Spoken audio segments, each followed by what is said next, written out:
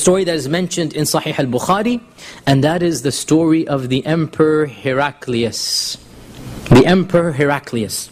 The Emperor Heraclius was the emperor at the time of the Prophet ﷺ. And unlike most politicians in the world, he was an intelligent and educated man. And he was a scholar. And he was trained in Christianity.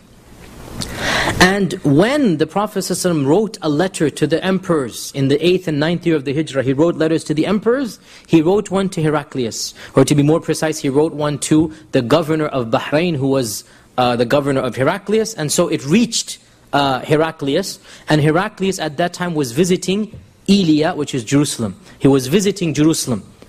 And so it was not supposed to get to him that fast. It was supposed to go to the governor, but he was in Jerusalem at the time. So when he read the letter, and the letter says that this is from Muhammad Rasulullah, Emperor of Rome, Aslim tuslim, accept Islam, you'll be safe.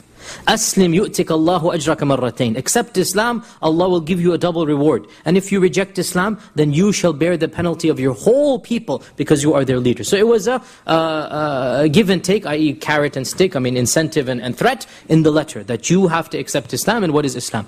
So the Prophet Heraclius said, there's a long story in Sahih Bukhari, again inshallah maybe one day we'll talk about it in more detail. Heraclius quizzed his viziers, are there any Arabs in town?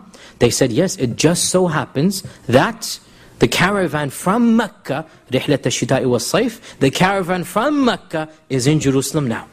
Call them right now to the palace. Now, this is a trading caravan. You can imagine the souq and the emperor's palace, they're not thinking they're going to come to the palace. Immediately the Roman guards come to the souq and they march with the Quraysh to the palace. They're trembling. What did we do? What happened? And lo and behold, it is none other than Abu Sufyan. So Abu Sufyan gets to meet the emperor of Rome. And Heraclius and Abu Sufyan have a long conversation which was recorded in Bukhari. Maybe inshallah we'll talk about it maybe next week or a week after that. And at the end, Heraclius, after quizzing him, tells him that if what you tell me is true, then this is the prophet that our scriptures have predicted. Pause here. There is no prediction in the current New Testament.